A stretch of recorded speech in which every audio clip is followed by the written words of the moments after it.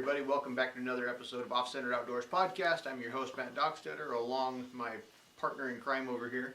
The ever barefoot, ever midget, mounting money, blah, blah, blah, blah. Easy for you to say. From Ojai, Chester. Well, how you Been doing? that kind of Morty. No doubt. How am I doing? Yeah, how you doing today? 10 minutes ago I was fine. Right? And then, what happened, Matthew? Damn thing called customers, I guess. Yeah, but not just customers. Your customers, that makes it a big deal. No, besides that. What is it? It's, That's big yeah, sounds like some brown buffalo. and shaggy. We're not talking about me. Oh, well, Scarlett says you have a big beard. Yeah, well. And you were lucky you weren't here because she was in a beard-tugging kind of mood. Yeah, I'm glad I missed that one. Yeah. Or worse, she'd probably try to braid it. That's fine, I do that myself. Oh, okay. Well, there you go. So, how's it going? It's going. Had Yeah. a hell of an interesting weekend, but we're chugging forward as we do. What interesting... Nah, just family stuff. Oh, yeah. Oh, yeah, that. Yeah. Yeah, we had family stuff, too. Yeah, seems to be a trend. Stuff. Oh, wait a minute. What? I'm glad I saw that before we started. What? We got to go over again? No, we're good. The regular mic should have picked up the first part of that. Okay. Good. Yeah, now they can hear it better, though. Oh, good. It's always something with us. Yeah. Doc statter. You can tell my mind's not in it this morning. No, I hope you're okay. Oh, yeah, I'll live. My mind isn't either. David said, hey.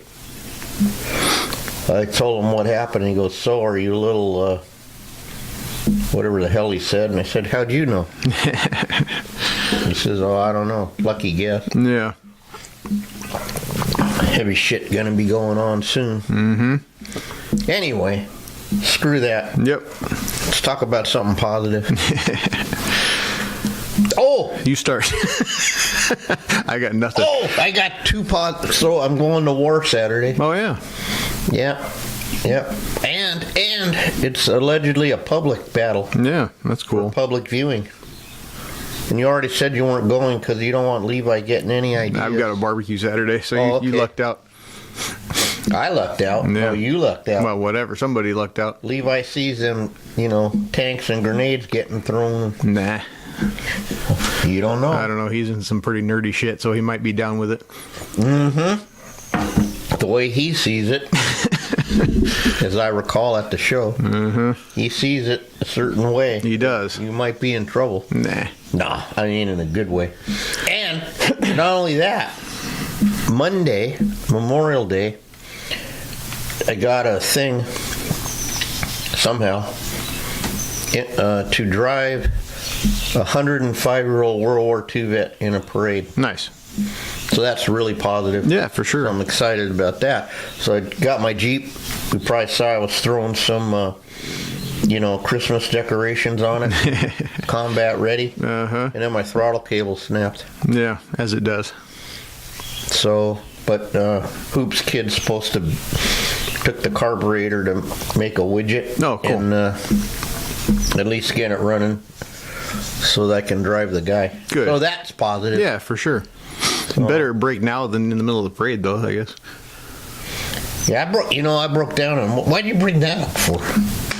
Just how I do. One time my condenser went out in the middle of the Santa Barbara parade and things started popping and sputtering but it turned into a thing. Yeah, no doubt.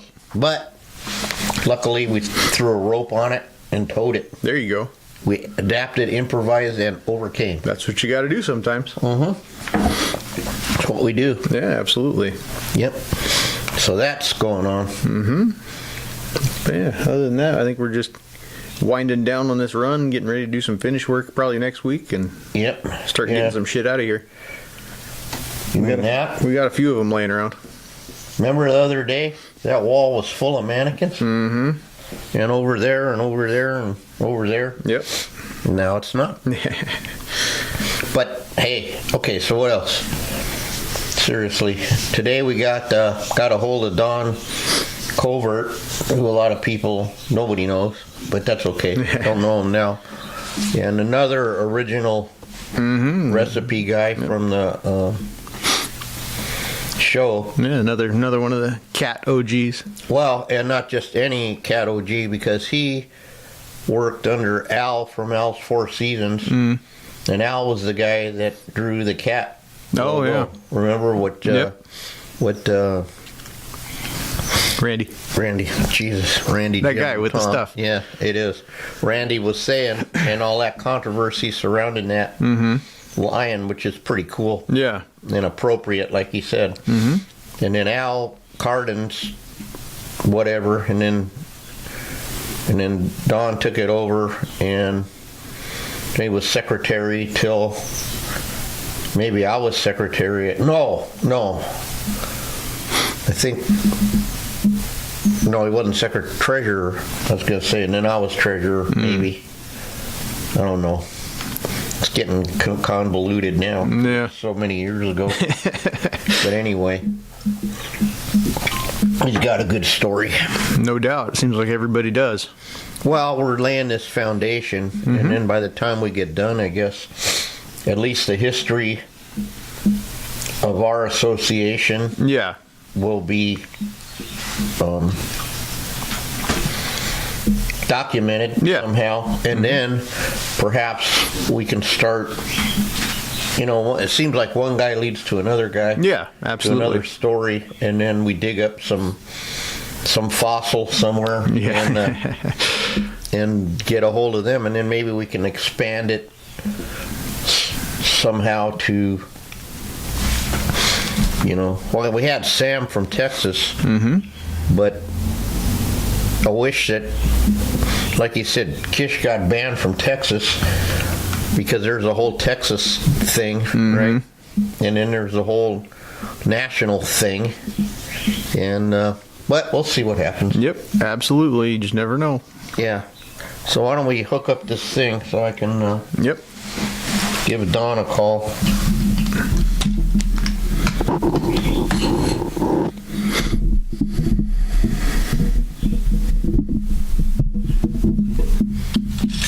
I figured out when you push the button from the text, if you push his name, then this comes up. Yep.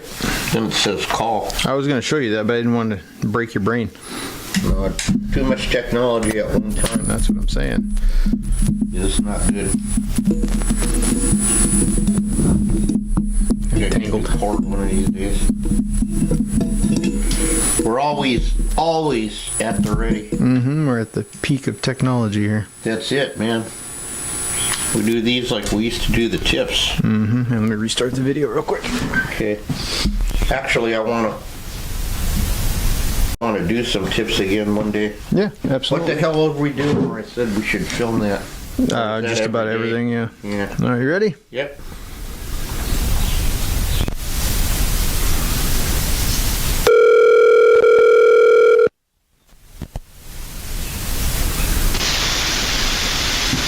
Morning, Chuck. Morning, Dan. Dan. I started off this show completely screwed up. How's it going? Can you imagine? Oh, well, that's life, isn't it? Yeah, I'm here with Matt. I think you met him he was running the barbecue. Yep. Yes. Yeah.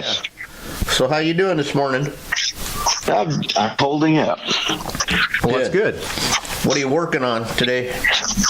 Well, I'm finishing detailing out the hardest project I've done in like 20 years. Really? Yeah. So I had a giraffe that came in that was supposed to be he wanted a floor mount in the corner, and I used the same form once before. Well, his significant other got some advice, and now it's a tabletop, so now I had to lean it forward, raise the head. I had to split it in half. I had to lengthen the nose in 2 spots, and I spent 4 days repairing the hide. Oh, jeez. The life of a taxidermist. Yeah. We fix all the problems you don't know you have. And actually, African, man, when you get African in, man, you've made it, man. You're in the big time, the big money. Yeah. Well, I'm losing money on this project. Yep. Sounds pretty familiar. Yeah, sounds like, well, you know, that's me and my collecting business. I buy high and sell low, so what we do. So, Don, thanks for coming on today. And like I told you, we're trying to get everything documented down, and it started growing a little bit. We had Randy on last week, and told us his story. And so we'd like you to tell us how you got interested in taxidermy, how you started, and then we want to talk about the association a little bit. Okay. Yeah, well, you know, just like every other famous person, they started out poor and was a waiter forever and this and that. And moved to Hollywood to be an actor? Yeah, well, my biggest claim to fame is I actually grew up in the town that Kathleen Kennedy grew up in. Really? And the county got its first traffic light. The county. Got its first traffic light 3 years ago. What? The whole county? The whole county. Wow. Yeah, when I was growing up there, the population was 2,000, and now they've reached 3,000. Wow. So, I was just always outdoors, and I mean, I can't even tell you how or when. I mean, I was like 4 or 5 years old, and we lived close to Trinity Lake, and my grandfather was a logger, and we were camped out the lake one year because it saved him time and gas. And I was like 4 years old, and I went out with a willow stick with string and a treble hook, and nobody was awake, and I was out there fishing with no bait for an hour and a half. And I came back, and they go, "Where were you?" So I was down at the houseboat fishing. "Did you catch any fish?" "Nope." "Did you have fun?" "Yep."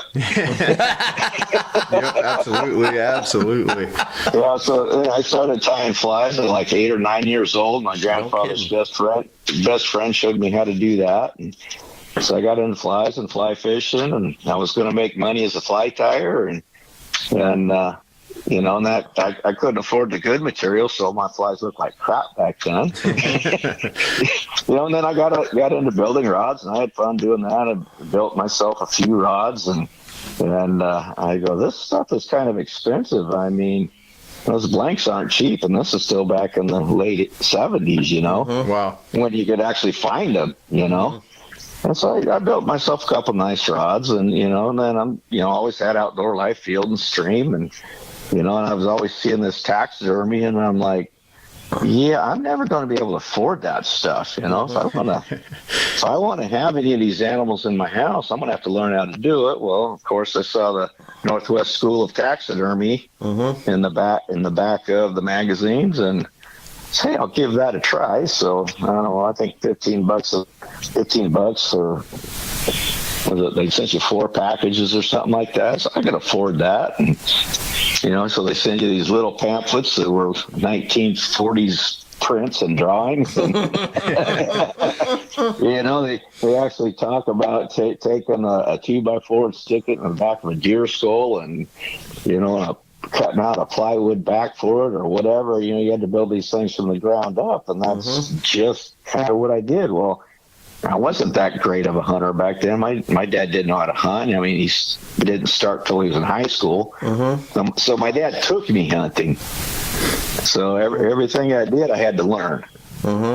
And so, I got the Excelsior, and I'd wrap my own bird bodies because birds is all I could get. And, and then the next year, the season would come around, and I'd shoot some birds and start mounting them. Well, they looked better than the year before, so I tore all those apart, so I had to have some more material. And I was recycling my project. There you go. And then I got into, I took a fire training class in high school because I didn't need the credits, but I had to go all day to school. And so I ended up doing that and got on with the CDF. They call it CAL FIRE now. And so, I worked for them in the summer. And just to clarify, you weren't wearing an orange jumpsuit. You were the guy. working No. Back then we wore the green and khaki just like the sheriff department. And so I was still doing my taxidermy, and I was actually tying glow bugs to make money for. I was just a wholesaler for. I just get my materials from this lady. She gave me everything, and then she'd pay me so much to tie her the glow bugs for her, and.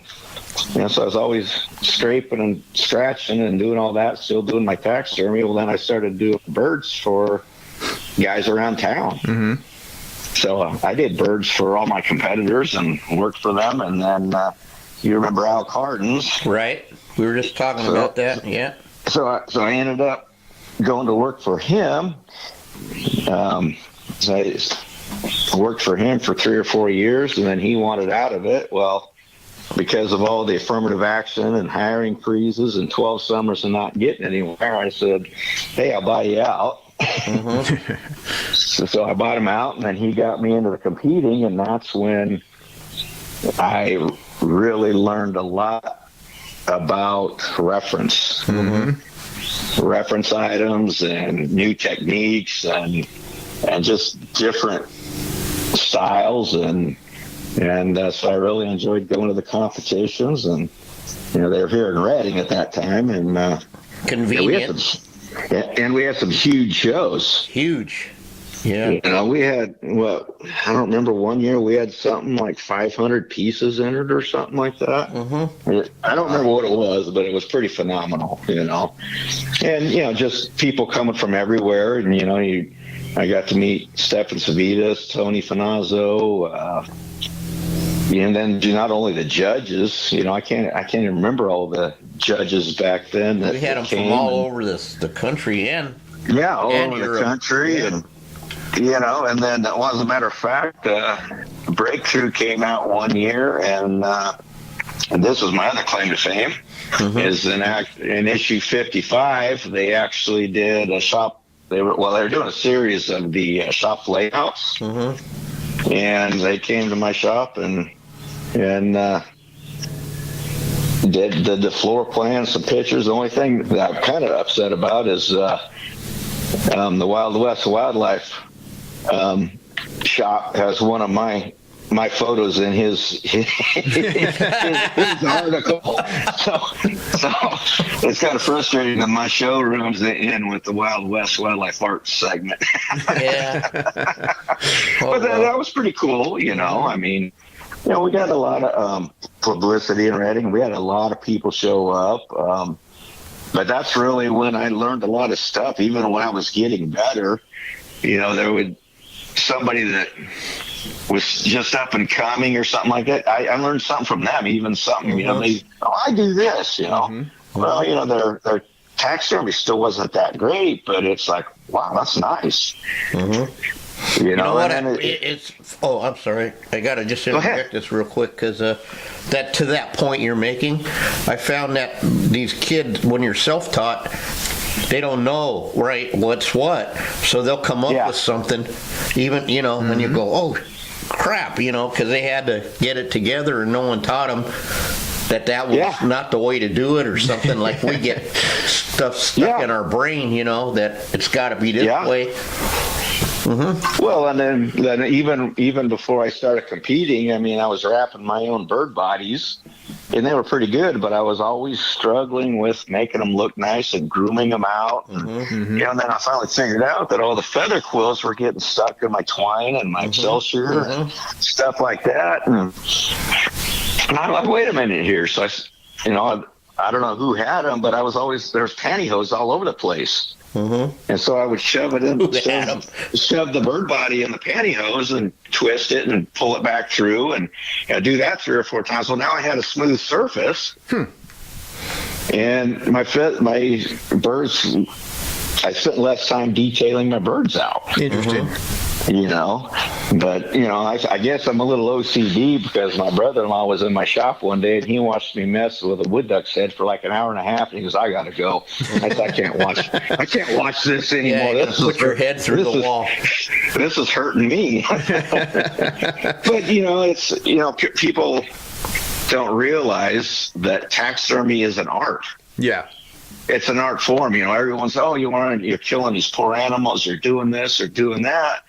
But to be a good artist, you have to spend the time and study the detail and try and do better every time. Yep, absolutely. And I mean, I have some reference stuff here that I was starting to go through years ago, and I'm like, yeah, it's a great picture of an animal, but it doesn't show me anything. Mm-hmm. Yeah. There's no good earbud. I mean, to this day, I still struggle with my earbuds. I don't know what it is. But you don't have really great photos of earbuds anywhere. You'll get the eyes, you'll get a good 10 times photo of an eye or a nose or whatever, so you can see all the detail, but they don't do anything for the earbuds. So I still struggle with that. Well, Don, we were taught, we take them from the inside out. We had to break them down muscle by muscle, cast them, shave ear. We did all these exercises that Fraser taught us. And then when you were done, he'd blindfold you and make you do a earbud. So Yeah. inside out. Yeah. The reference on the outside in the attack. Yeah, I don't know. And then some of the mannequins. God, here I go. I'm in trouble. You get screwed up because if the head isn't correct, or it's the antler set's too high, or this or that, or the head's too long. Yeah. And it gets you're all out in outer space. So it just, Yeah. Well, it's just like everything. I mean, even though this giraffe looks good, I mean, this was a huge giraffe, and the guy knows it, and he had photos, and so I really had to take my time about making this form big enough for it. Yeah. I mean, even though I lengthened the nose and made it wider and bigger and all this, I still have buildup of about 1 inch on the lower jaw, and then about almost 3 inches just to do the crown of the nose. It's all built up. Wow. Well, they're all rubbery too, though. They got a goofy ass lip on them. Mm-hmm. Yeah. If memory serves, and so it's a thing, dude. Yeah. Because if I were just to follow this form, I mean, this is the really old bull, and so he's been fighting a lot, and I know that he had that big crown and gnarly, and it's like, if I don't do this guy's going to know. Oh yeah, for sure. Yeah. Well, sadly, there's no antlers on them for them to take the focus off. Well, and also the biggest part of it is that too. I mean, they give these guys a machete to be a surgeon. Yeah. I know. It's and I don't know if I'm ever going to do another giraffe again, because they just annihilate the horns on every one of them. Mm-hmm. That gristle in that horn is so hard and so thick, and they try and shave it down. Well, they don't shave it; they fillet it.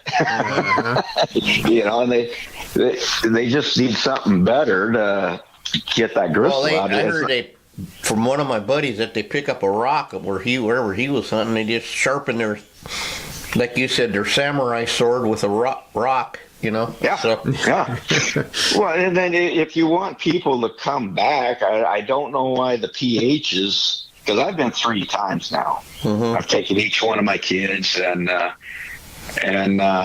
don't know why they don't take the time to spend a little money to give them good equipment. Yeah. Mm-hmm. And then the other thing is they want to make their clients happy, so they spend a lot of time with the clients, so they take the animal back. I mean, they're skinners and all that stuff. They get lessons and all that, but I don't think they follow up with any inspection of their work. Mm-hmm. That makes sense.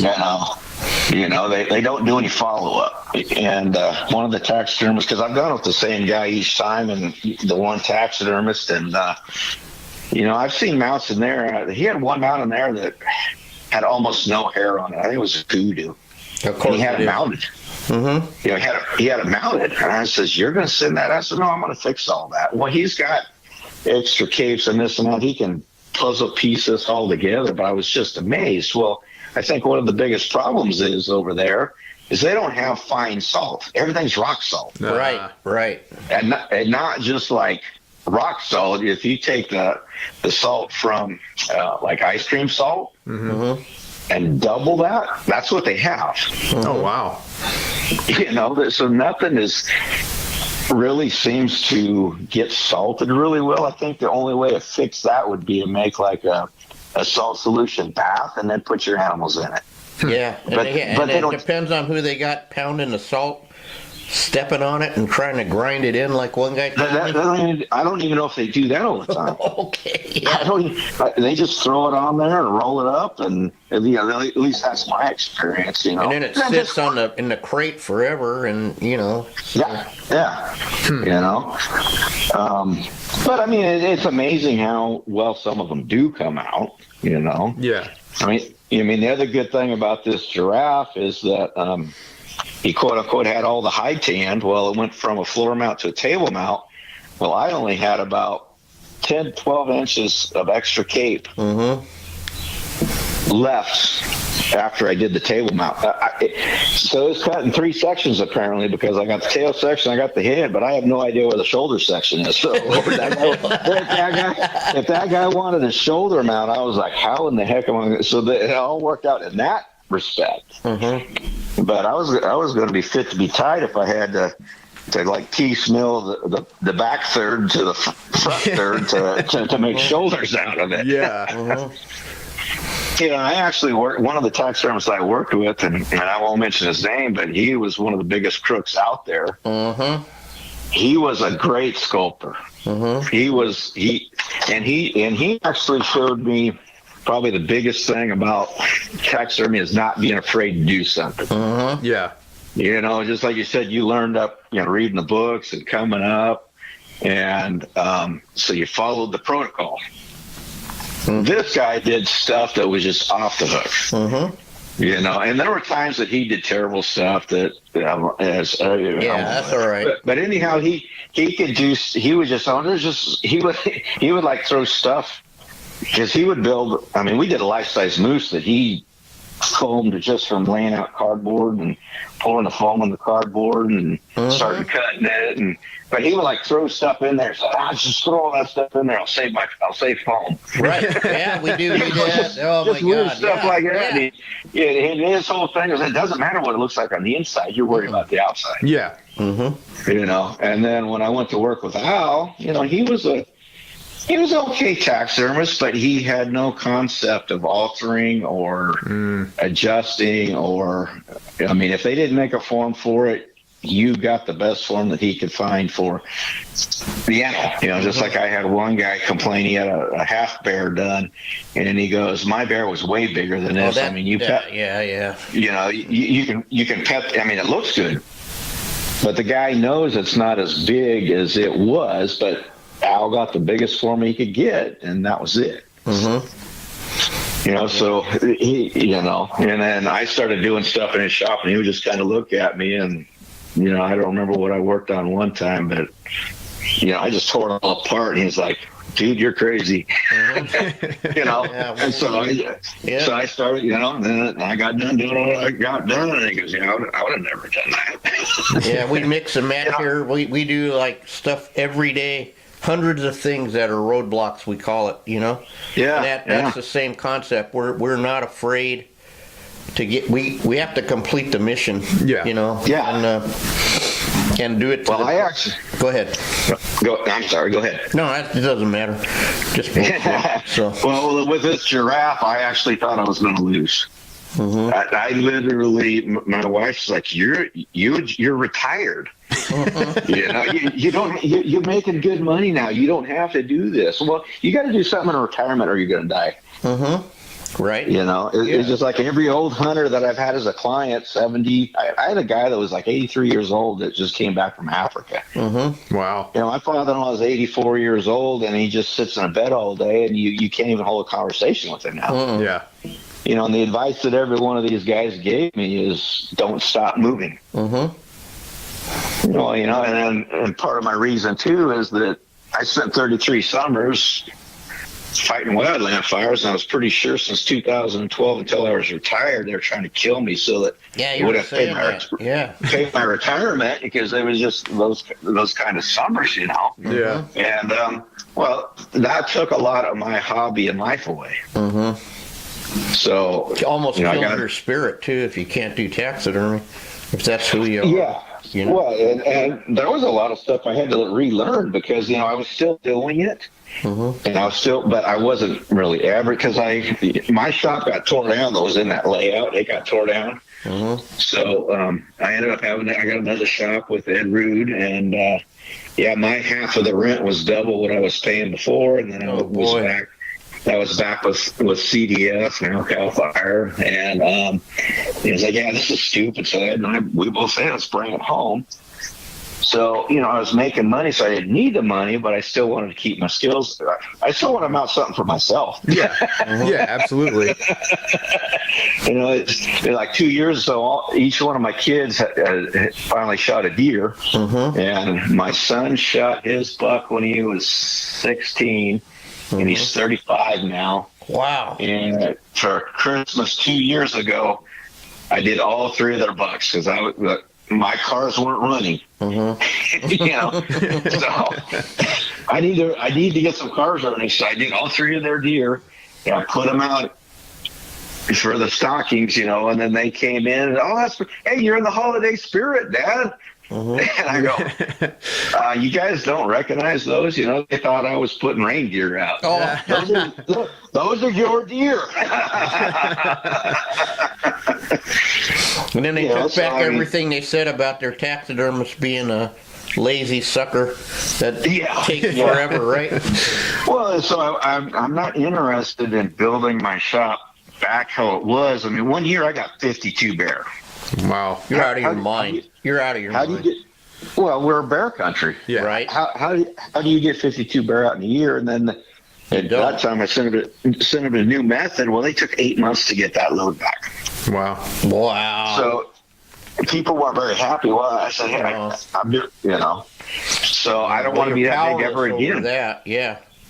Yeah, well, and then my shop was only 10 minutes from my house, but there was times that I was in my shop till 1 or 2 in the morning, and then back at 6 in the morning. Yeah. Mm-hmm. You know, and yeah. So I don't want to be that big. No. Well, we fixed our bear problem. Yeah. With a 2-letter word. Yeah.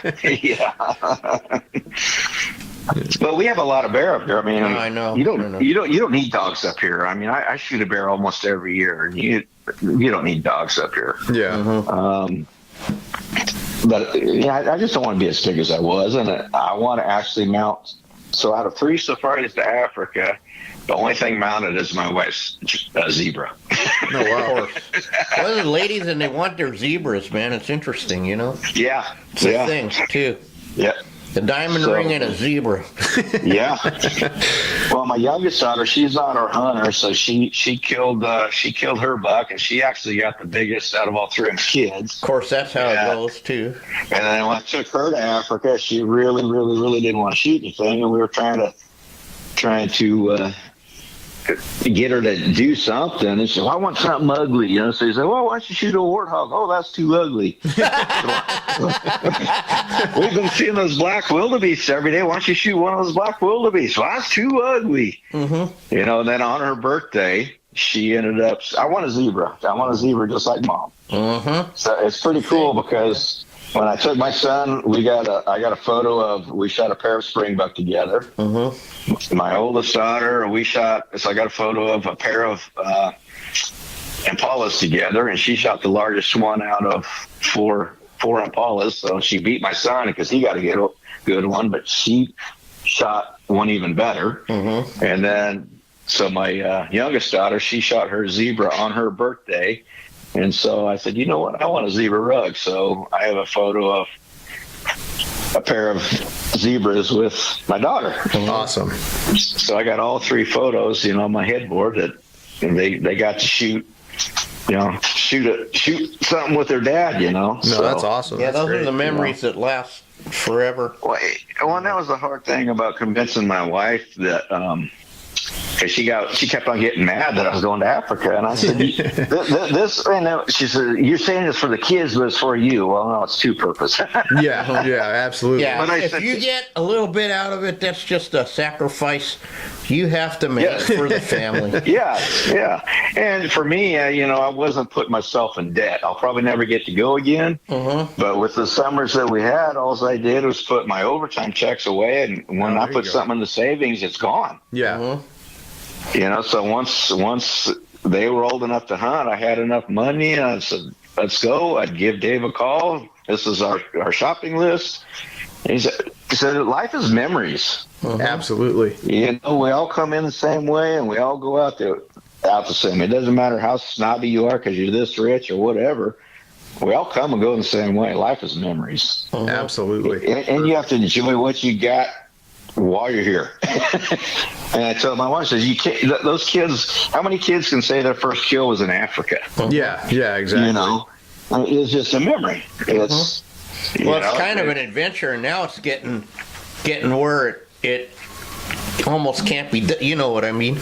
So they're and a lot of it is just like everything else. I mean, we got all this technology now. So here you got, come to South Africa on how many TV shows. Yeah. It's cheap, it's this, it's that, it's blah, blah, blah. And and then you got all this Facebook stuff. I mean, I love the Trinity Alps. That's one reason I haven't left California, because where I live, I can go an hour in one direction and be in high desert. I can go an hour, the other hour, and be in Little Tahoe without the people. I can be snow skiing, and I mean, honestly, this state's going to hell. But where I live, I mean, you can go quail hunting in the high desert, and then 2 hours later you can be fishing, or not even 2 hours later you can be fishing. There's definitely some hidden gems in this hunk of crap. I'm lucky to live in where we live in Ojai. We're right now still okay and blessed, but sadly the rich people from LA have found out, and now 38% of Miners Oaks, where I live, we call it Motown, the other Motown, is weekend homes. Wow. Yeah. Well, our biggest problem up here now is just the homeless. It's off the hook. No, it's everywhere. It's everywhere, though. It's even here in Ojai. I could drive you right to the behind the museum, and there's the encampment. You know what I'm saying? The crazy thing is, the biggest encampment we have. I mean, I would live back in Weaverville if I could, but my wife doesn't want to drive 299. The biggest encampment we have here in Redding is right at the police station. Literally. Wow. Literally, the people in the office can look out on the lawn, and it's covered with homeless people. Wow. and then I don't want to get too far off the rails, but I think what's wrong with a country as rich as ours, that this is insane. Yeah. It is. Or that the elderly have to sell their medication to choose between being in pain and eating. It's Now I sound like a damn lib, but So. But I still enjoy my work. That's and I now that we're on society stuff, having that little break that I have, and now that I'm getting more animals in and doing it more. I mean, I've got to the point where people don't even know how to skin an animal. Oh no, not now. No, it's terrible. Yeah, it is terrible.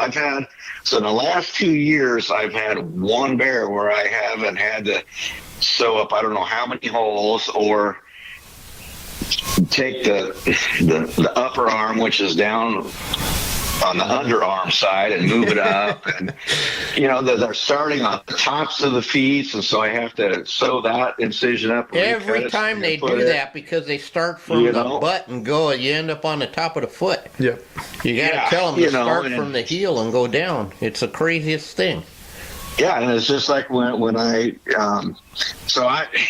with my group of guys, I'm the guide, I'm the Sherpa, I'm the butcher, I'm the taxidermist. Yeah, that sounds familiar. And so when we go out hunting, people see me skin something, and then we might line up, 2 or 3 deers in 2 or 3 days or whatever, especially when you get drawn for an egg zone and people are watching, and then they come over, it's like, hey, how come he's doing all the work? And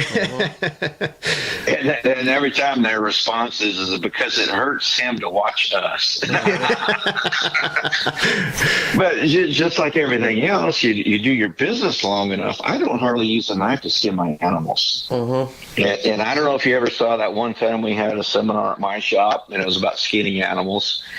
It's just stuff that I've learned. Like, it used to drive me nuts to see articles about, take the whiskers out of your animal so the tannery doesn't shave it off. That's insane.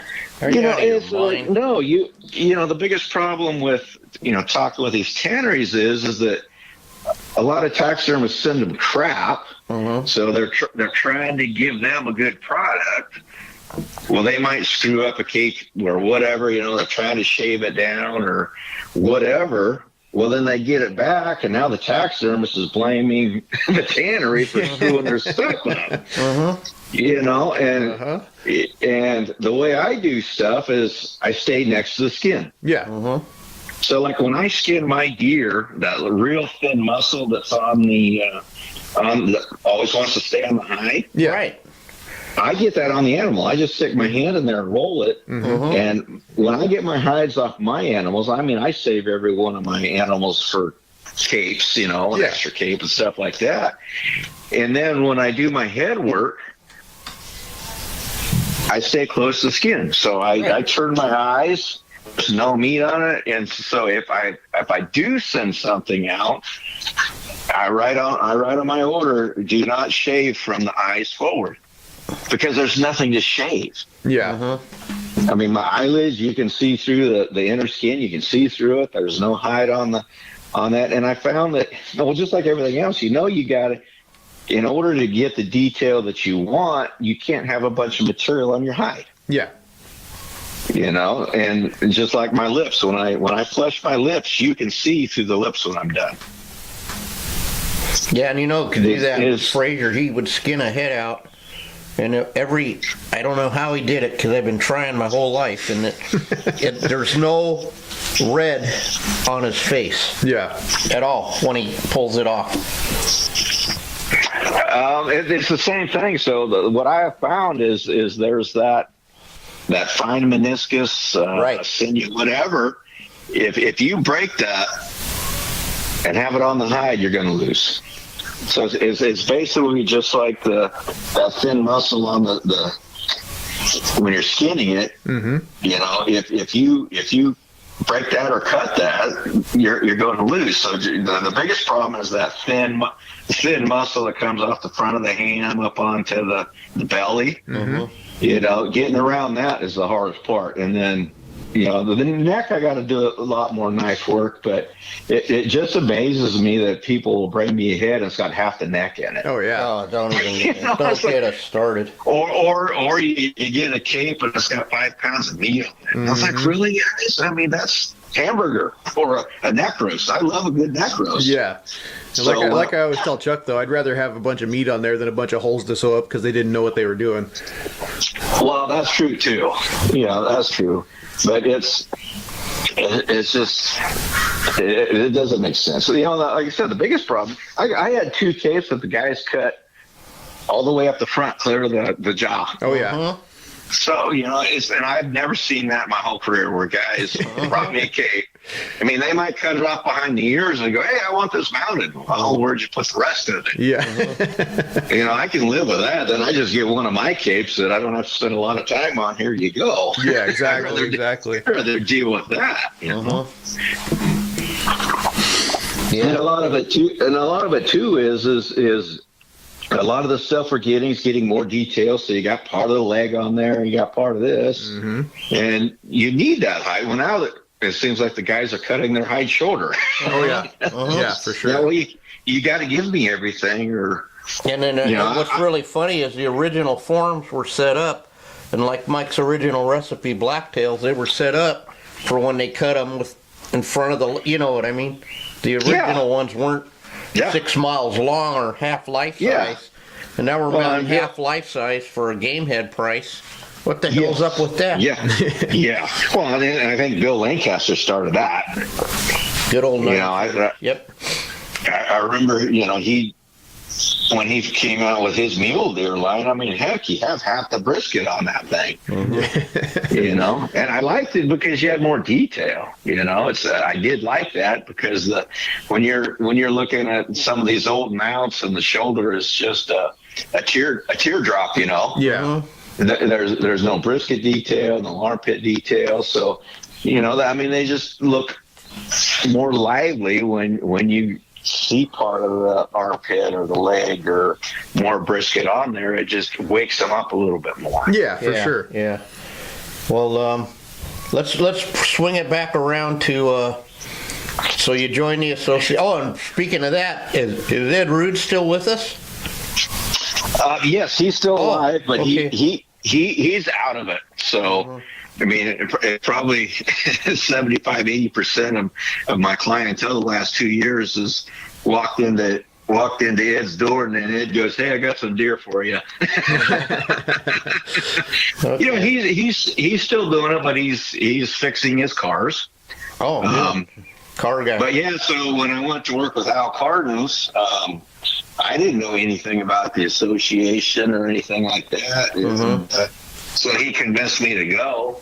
And so I don't remember what I entered there. And I started enjoying it. Everyone was so friendly. Mm-hmm.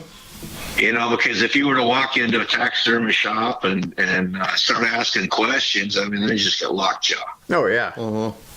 And then when I worked for the one taxidermist, I won't mention his name, people would walk in the shop and he said, "Cover everything up, cover it." He didn't want anybody seeing what he was doing. Mm-hmm. And I'm like, what's the big secret? You know, I mean, and then so I started competing and enjoying it. And my birds were like okay. Because I remember I probably entered a lot of birds that year. They were okay. But, and then talking with Stefan and Tony and who else were some of the good bird people? Oh, and Randy Huffman. Yeah, Randy's an amazing bird guy. Randy Huffman, and just seeing their work, and I'm going, man, I want to be that guy. Yeah. And Ron Anderson, too. Yeah. And, so I would enter a lot of birds, and I could never get that blue ribbon. I mean, I think in taxidermy, that is probably the hardest thing to do as birds. To get some of the birds to look. I mean, and part of the problem is growing up, I had at one point we had like 400 birds. We had pheasants. It was a pain in the neck. But so my wife now has birds, and I'm looking at them. And it's like everyone wants to make this ideal bird. Mm-hmm. Well, my wife's chickens are out here running around. They all look sloppy. Mm-hmm. Their breasts aren't perfectly symmetrical. They got feathers that lay out. And then we come to these shows just like that. Was it that Balkai teal? How do you pronounce that? That teal that was there? Yeah. I mean, that was beautiful.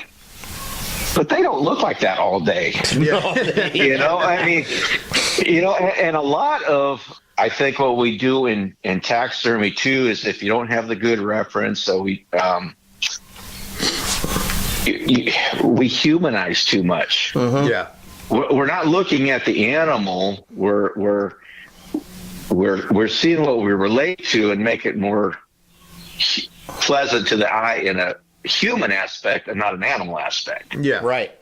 And then our eye is trained to see asymmetry. We forget that. The closer you get them to perfect, a lot of times the less better they look. And if you would look at Henry Wincher's all his mannequins, you can see the dominant side. I mean, plain as day if you know to the trained eye, as Mike says. Yeah. But because there's always a dominant side and a weak side. And Yeah. Well, not only that, always.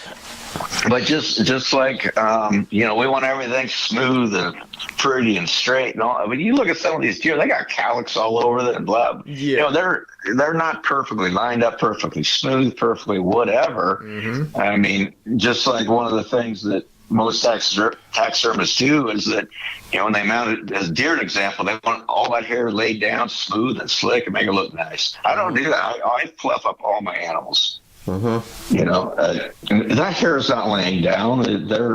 They're laid up, and just like I said, we want to see everything perfectly symmetrical. Well, I treated myself to a retirement gift, so I bought a German short hair. We saw a beautiful one. Yeah.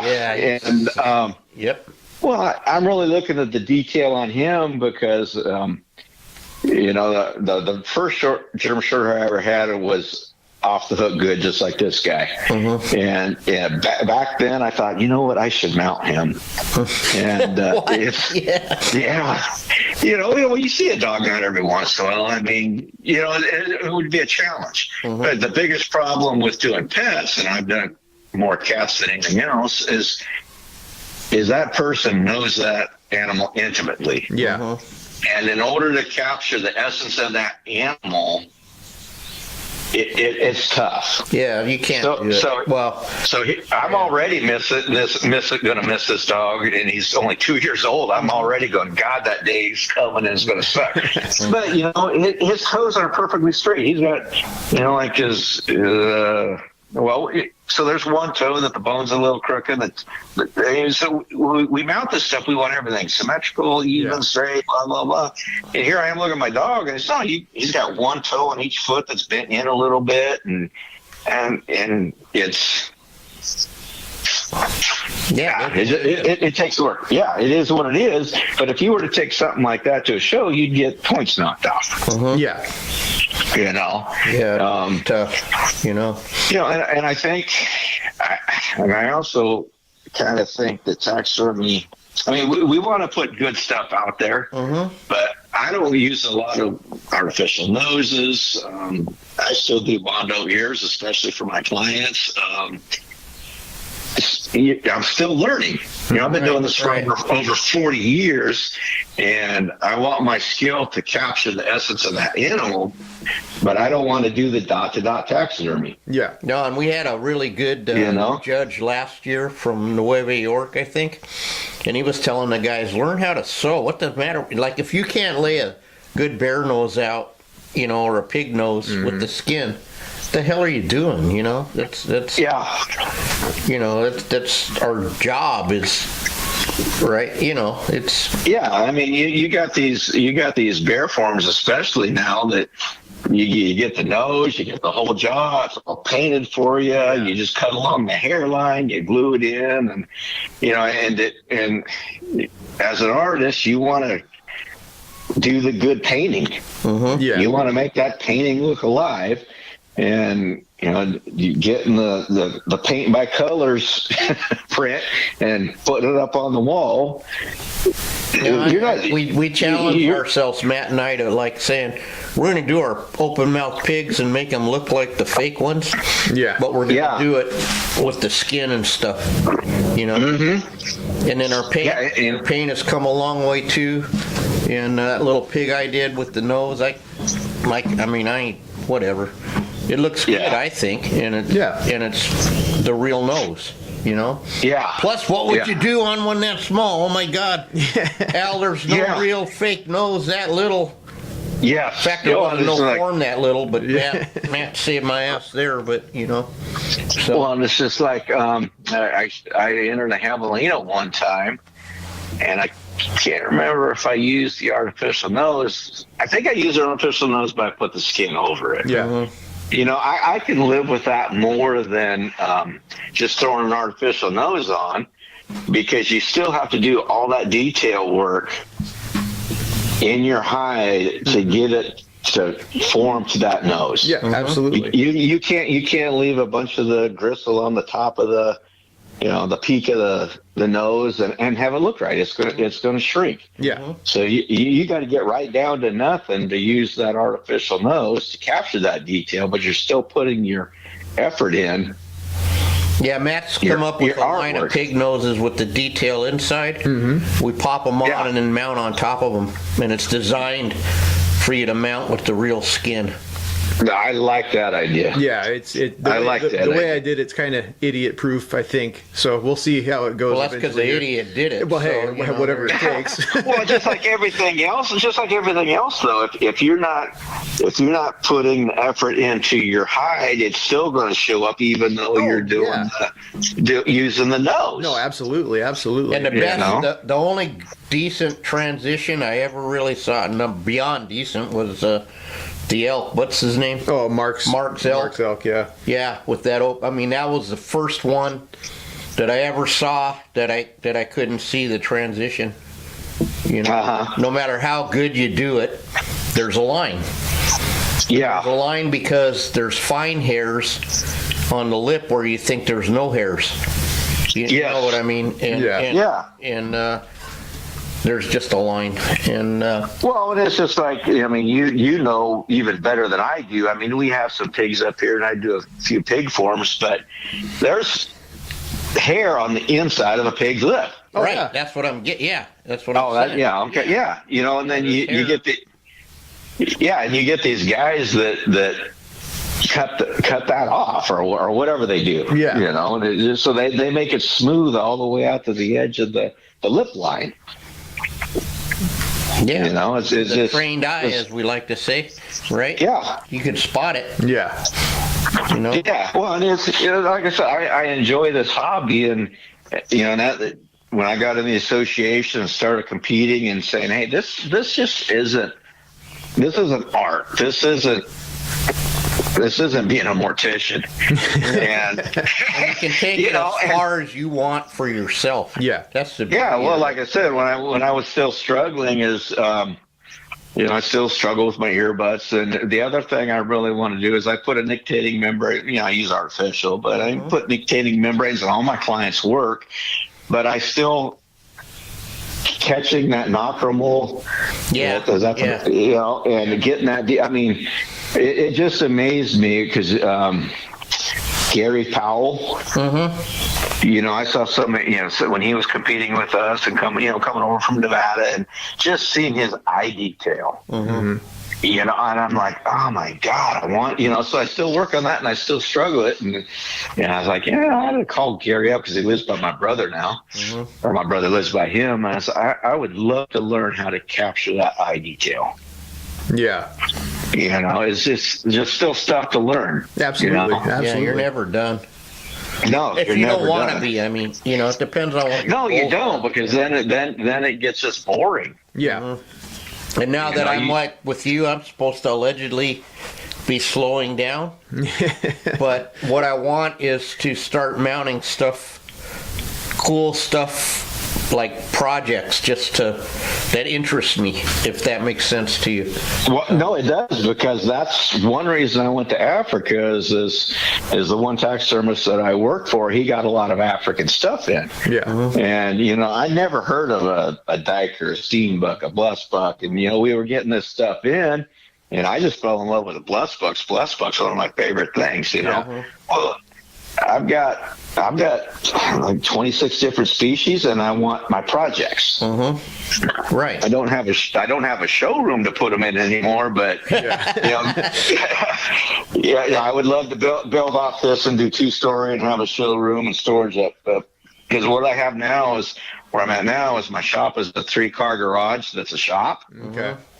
But it just has a garage door at one end, so and then I have a 3-car garage attached to the house. Well, the third stall is my taxidermy supplies. I went from 2,700 square feet to 980 square feet. Oh, wow.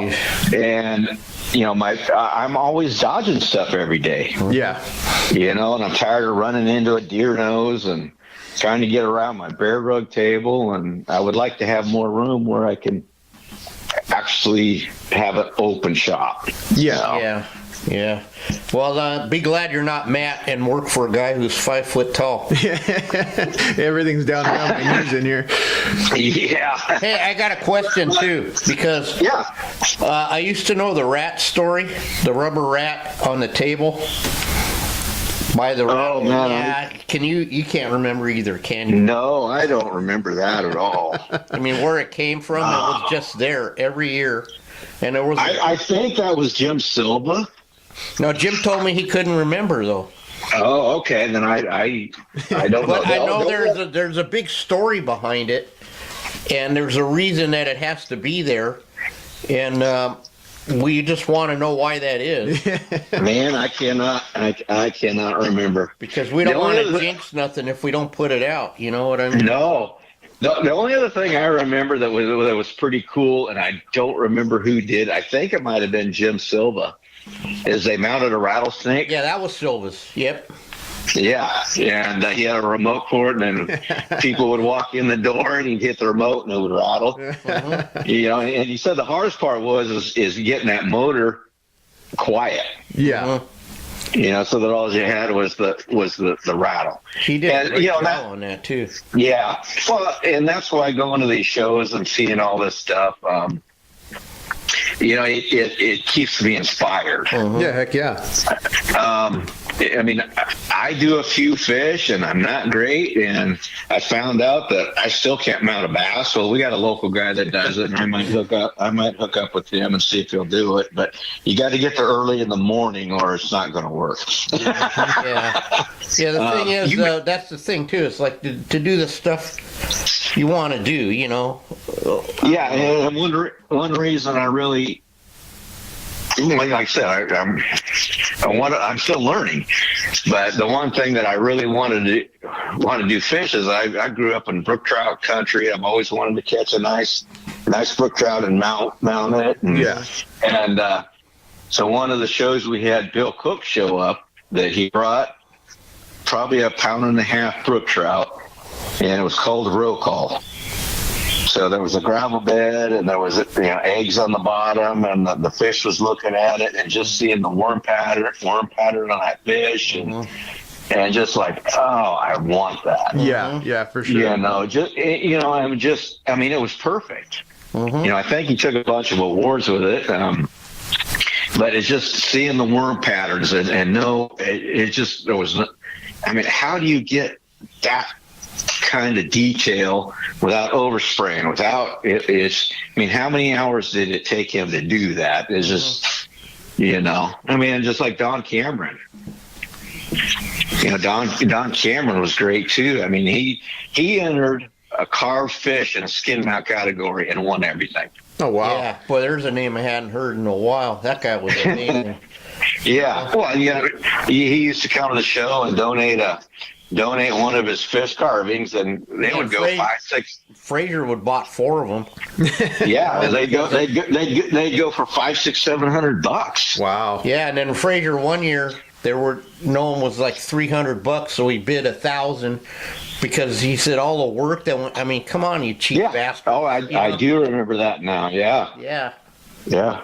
And he was a slow, easygoing guy, so I imagine it took him like forever because he talked real slow. Yeah, very slow and quiet and, very personal. But, there's just still stuff to learn, Yeah, there's always something to learn. And part of this, too, is that with my previous job, it took so much of my life. I mean, just like when I was growing up, I could see the snow-covered mountain of the Trinity Alps from my classroom, and I want to visit every lake in the Trinity Alps was a goal. Well, when I got CDF and was hiking hills all day well, you got that goal, huh? 50 to 100 pounds on my back in country that I would never visit again. Yeah. It's like, why am I going to go backpacking? Yeah. So you got to have goals, So one of my goals is still that quail. For that quail that looks like Ron's or you know what I mean? That. Oh yeah. Or even like I forgot his name. He was at the show this year. Which one? He does good at birds too. Yeah. I don't know. Now we're getting old. See, we had too many OGs there. Yeah. Well, he was one of the old guys. And actually that teal he gave to the guy that entered it. Really? Yeah. You know who I'm talking about. Yeah. Anyhow. Well, no, listen, I'm a racist. All you white guys look the same to me. Yeah. I can't tell one from another. But he did a quail one time and I think he won a bunch of awards with it, that was just sitting on something and it was all hunkered down and all balled up, and it was just perfect. Yeah. You know, Sure it wasn't Ron Anderson, because he's... No, it wasn't Ron Anderson. It was he lives in Central California. Okay. He just started competing, he said, like 3 or 4 years ago again. He did bird seminars way back in the day. He did some bird seminars. How come I can't remember his name? That's all right. Doesn't matter. I'm just glad to see that us old guys are coming out. Like I said, Matt, there was a definite skullduggery how Matt got me back to the show, but that's okay. I'm glad I'm back. And then I said I went from I'll never compete again after all that drama, what made me quit the association, you know? And then here I am, dumbass, start doing it again. Yeah, a lot of that had to do back then is you had a lot of type A personalities clashing and and stuff like that. And you know, and the biggest thing is that when they wanted to move it, a lot of people fought it, you know, but just like, you know, Jim Mariero loved coming up. Tony Fernando loved coming up to Redding because they would take a day and do something. They'd go to Shasta Lake or something. Right. They always took a day and had adventures, and we don't care. It's beautiful up here. So that wasn't a thing. And our biggest argument was like, well, it's not. You're not going to get the same. No, and that's true. And I think that's where we're kind of at. Yeah, there was stuff to do. There was multiple rest. You know what I mean? It was the family, and you could bring your family. And I remember a lot of times,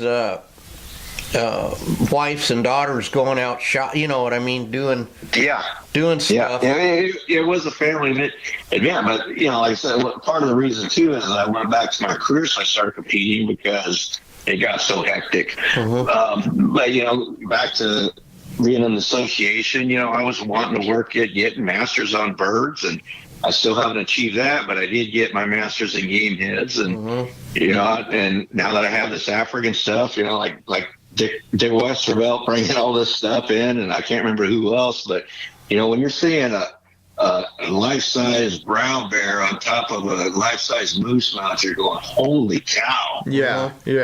You know, and you know, and I have the ability to bring that kind of stuff to show up. It's for me personally, like it's those projects that you want to challenge yourself on in, and have a nice piece of artwork. Yeah, right. And that's we used to have those pieces come, you know, like the sable and the lion and all that, you know. And just really interesting stuff, and lots of it. Yes. And it seems like when it moved from Redding, it just deteriorated. And you know, and so. And that's right about when like I said, I didn't exit on purpose. Let's put it that way. Just life took over, and I mean, like I said, somebody had to break the mold in my family, and it was going to be me. Looking back on my life, I was white trash, and I wanted to get out of that mold. I mean, I didn't go to I took college classes. I never got a degree, but I'm the first person in my family to have a retirement. Wow. You know, I mean, I don't even talk to my family. It's just too stressful. Well, that's so weird. So that just pulled me. But that pulled me away from enjoying, you know, my hobby. You know, I mean, and for me, I was a full-time taxidermist, Don, so I had to kind of get back to work too. You know what I mean? Like I didn't have time. Once it started getting all how it got, I just, that's how I make my money. I'm not here to put 300 hours into a thing, you know. Yeah, well, and that was where I was pay at. Somebody else to mount something for me and put it in.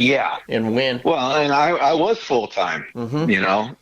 For 4 years, I had my shop. You know, I was doing it full time, and for me, I don't know where it was at, but I was making money, but it's not a living.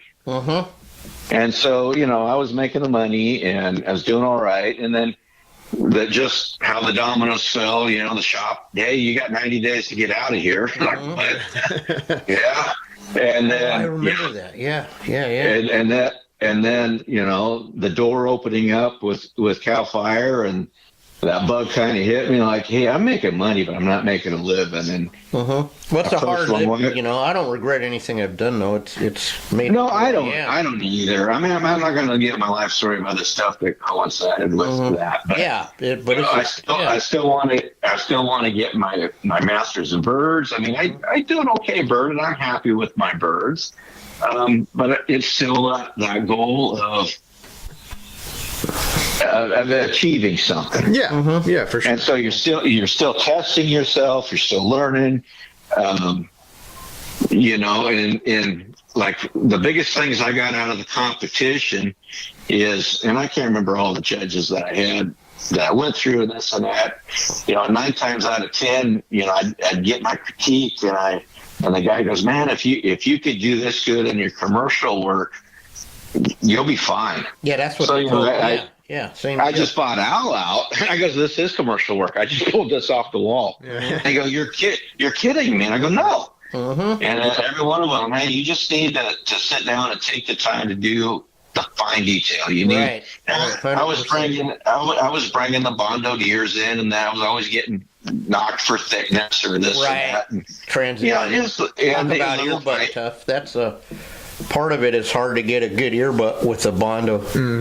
Yeah. But it's still that's figuring this thing out. Yeah. And so does that mean we're going to see you back, maybe? Yeah. No, it's like I said. Now that I don't have to worry about my other career and putting food on the table. I do want to do those projects. Like I said, I want to bring life-size mounts. I want to get more. I want to get that. I think I got the points in the birds. I just don't have the blue ribbons. I don't have any points. I got one blue though. That's so. Yeah, I've got one blue. And so it's just, I mean, my goal, one of my other goals too, was to shoot every species of waterfowl and have a pair mounted. Yeah. So starting out with just being able to work on birds all the time and not figuring out how to make them look good. So I'm still striving to get that first place and doing the birds. Yeah, heck yeah. Awesome. Because like I said earlier, I think birds are probably the hardest thing, because animals you can just shift that hide around and you can comb it, and you can, with your hide paste, you just with the way I do mine, you can use because I tan all my own capes. I get much better flow with my cape and line stuff up better. With a bird, you got to sit there and pick and prod and pull, and you're doing feather by feather. Well, you pull on this feather, well, this over here just switched, and you go Yeah, I think that the problem is with the birds, I got away from it while making a living, because see, you can't do that. You just got to get them to a point and send them out the door. It's sad, but not sad at the same time. Honestly, I think birds are probably I don't even think they're profitable. Yeah. But I think that's I think it and I think animal artistry has it. We don't charge enough. We're at $500, $495 for a bird, and they're like, Jesus, and it's still not. I mean, because when you figure, Matt and I the other day, we almost did 4 animals after the podcast by 1 o'clock. Yeah, and he had to go. You know what I mean? So you do 4 deer heads, $4,400, and still take the rest of the afternoon off, or you can do 1 duck. You know what I mean? You definitely. Well, and that's just like me is, probably my most profitable thing is my bear rugs. But I hate them. Yeah. I mean, you got to mount the head up, you let that dry, and then you got to stretch it, and then you got to let that dry, and then you have to detail. It takes me a full day to rug it. So why aren't they like the same as a bear mount, $5,000? See, because you see what I mean? Like artists would say, it's flat. There's nothing in it, Actually, most of my bear rugs are running about $2,000 or a little better. I'm charging that's all right then. Yeah, I'm charging $350 a linear foot. There you go. But it's just like all the hunter persona is, I want a bear rug. That's still out there that, everybody wants a shoulder mount deer. Everybody wants a bear rug. Mm-hmm. I'm like, I would rather do a half bear. Yeah. I mean, that looks like a bear. Yeah. When we used to do bears, we would get them off the rugs because we got a beat up piece of crap one in here and a million pieces in my showroom. And I show them what the rug's going to look like in 5 years. If they put it on the floor, Yeah. And or they'll end up in the closet because it's a big one because there's no place. Well, that's because they take it. Yeah, they take up so much room. Yeah. Right. Yeah. I mean, they just, as people don't realize. I mean, I thought I bought a huge house and a nice shop, and then I'm looking at like, what am I going to put in my house? It's like, how much African stuff is going to go in this house? I mean, I got my wife's pedestal in one corner, and then one of my trips I managed to shoot all 4 species of springbuck in one day. Oh wow. So you put them all on a pedestal? Yeah. That's what I'm going to do, and then like my black wildebeest and my blue wildebeest, I'm going to probably do like a pedestal mount on each one, but have the black wildebeest mounted up kind of like R.J. Simington did with those 2 Cape buffaloes. Do you remember those? Vaguely. He did a pair of Cape buffalo, and one was mounted up against the other one. Yeah. And then I want to call it black and blue. So I can take some of my stuff, and I've got enough areas in my house that I can get these pedestals in. So I was supposed to have a man cave in the house. Well, it's a she cave. But I still have room to put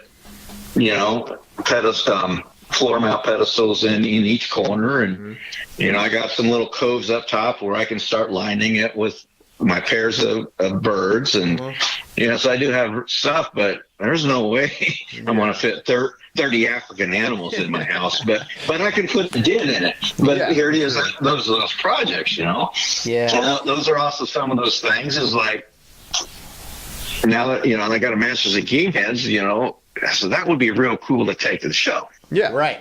I mean, just looking at what I saw, just like everything else, I think this industry, it's still tough because I think probably about 15 years ago, people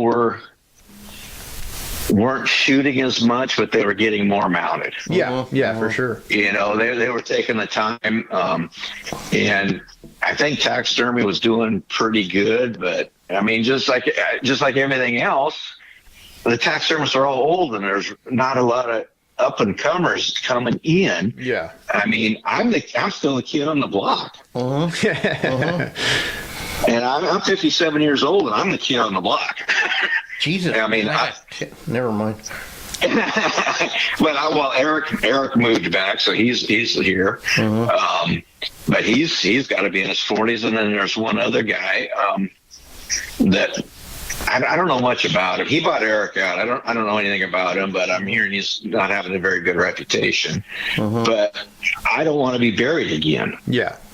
I mean, all my competitors, so they're 82, 83, and 84 now. Well, not one of them's taking pigs. Well, he's not doing anything, and none of them are doing bear rugs. And I'm like, what are you guys going to do to me? They're going to bury you, man. And you want to give. I mean, it sounds like Matt's got the bug. We need to get more people to get the bug. Yeah. Matt has the bug, and then there's a lot of young people who are just trying to get it back in, and then there's a lot of ladies coming in, which is a good thing too, And, oh yeah, I mean, ladies like talking. They might bring more people in. And I think taxidermy though has made a lot of improvements that, like you said, I mean, we got the paint by numbers taxidermy going on, but that stuff looks good, and your clients don't care. Yeah, because my wife will come in here and see me working on something, and I'm struggling with something or a little bad. It's just, Don, they're never going to see that. You got to slap you around a little bit, Yeah, but it's I know that it's there. Yeah. That's the problem. And that's the problem is, we're doing that striving to reach perfection in the always animal. Tells us do better on the next one. Yeah. And then Joe would always tell us, do what you know and finish it. If it's getting to where you're doing that, you know what I mean? Just finish it. And it's just like, when I was downtown, I'd have people walk in my door and they go, oh, I have so-and-so do all my work. I have so-and-so do my work. I want you to do them out for me. Yeah. Well, yeah, and I remember one client. My time.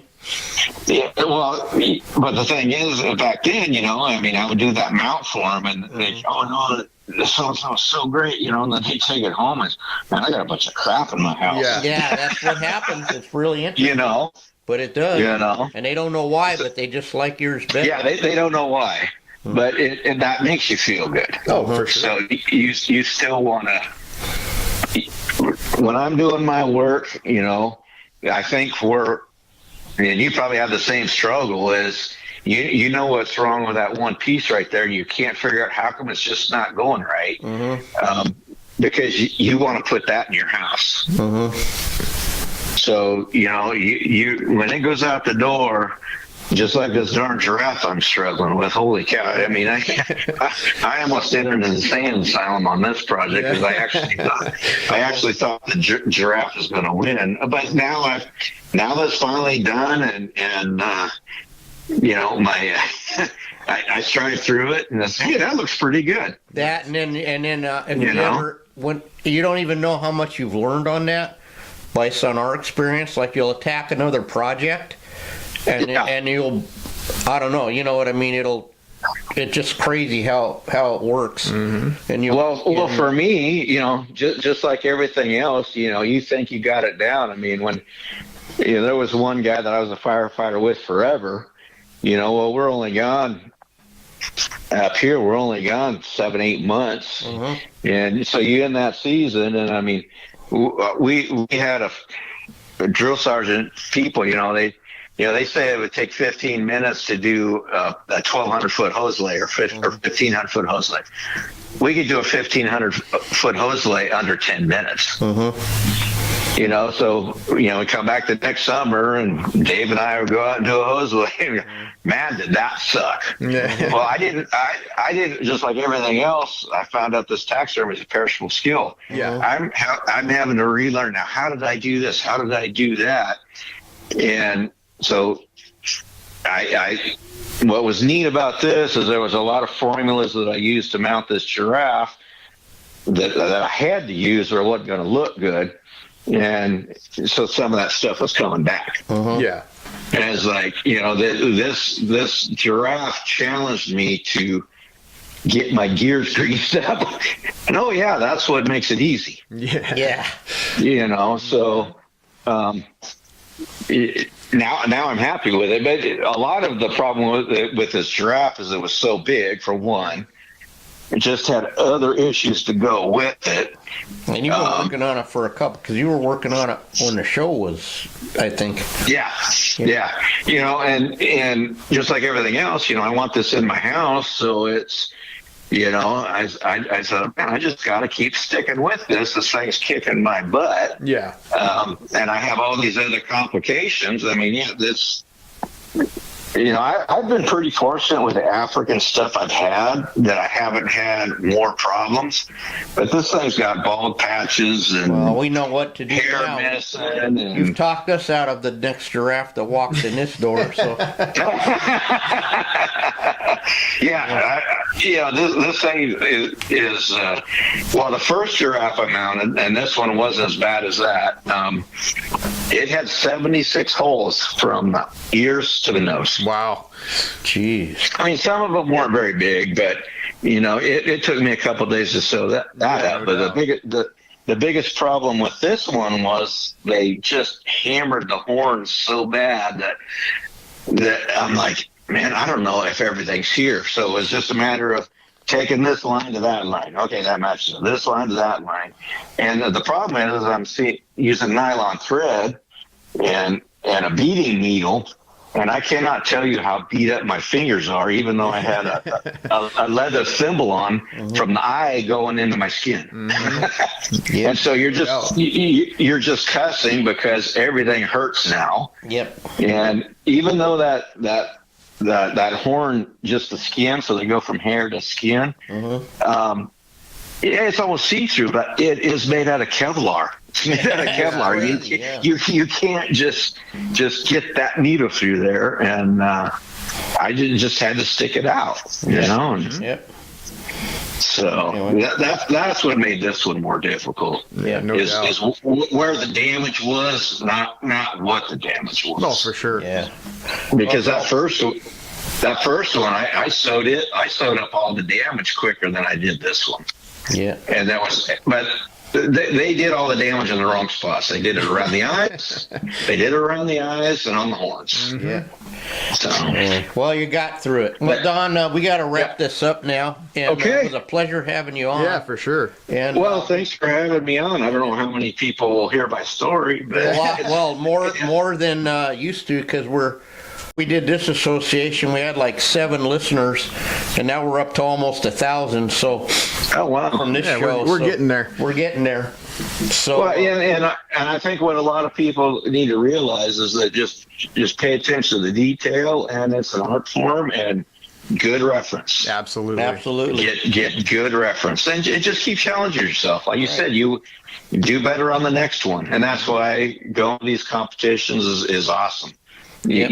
You learn every time, even though you have a bundle of information. You'll pick up more, or you get to share it. Yes, sir. Yeah. You get to put that bug into somebody else to come back. Well, man, I'm really excited because I just don't know. I think it's turning back to something now, and it takes a little time, but I think we're starting to develop some momentum now. Yeah, I think we're rounding the curve a little bit. Yep. So we'll see. Yep. Hopefully next year we can really have something going.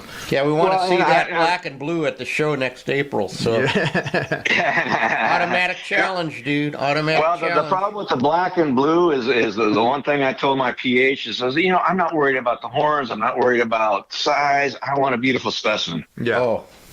The black and blue are the ugliest capes I've ever shot. They got more skin than hair. Damn it, that's not what I wanted. Maybe the 4 springbucks then. But when they tell you to pull the trigger, you want that one. Okay. Yeah. All right, Don. Well, we'll send you. All right, guys. Matt will send you a week next week when it's on. It'll be on a week from today. Yep, 1 week from today. Okay. And we'll talk all right, soon guys. Thank you. All right. All right, buddy. Thanks, okay. Don. Have a good one. All right, have a good day. Bye-bye. All right. Well, there was another good episode. Went a little long on this one, but that's all right. Well, it seems like these guys. Well, yeah, because what are you going to do? Oh yeah, no, we got a whole bunch of experience and only a little bit of time to cram it into. So, I'm not. I say, Ed's still alive, but if I remember Ed right, we'll be on here till 3 o'clock. Yeah. If we have him on. Yeah, that's all right. But that's okay. No, it's I feel a little more encouragement. No, absolutely. It's coming back. Yeah, things are definitely looking up. Yeah. And again, I guess I'm the only one that started not with the Northwestern School. Yeah, I didn't either. We're good. With the do-it-yourself 995 kit. Uh-huh. I guess at least they had more instructions. Yeah. I'm going to dig up somewhere. I have a leather-bound, complete Northwestern course. Nice. Crazy. That's cool. Yeah. Anyway, all right. Well, let's wrap this Ready? up because we got some buffaloes to skin. Yay. Yay. All right, guys. Go us. Well, thanks again for tuning in to another episode of OffCentered Outdoors. Be sure to check us out wherever you get your podcasts, Spotify, Apple Podcasts, iHeart Radio, and of course YouTube. I'm really on top of things today. Be sure to check us out on all social media at Butcher Shop Taxidermy and at Ojai_Valley_taxidermy. All right, guys. Well, have a good one. We'll catch you on the next one.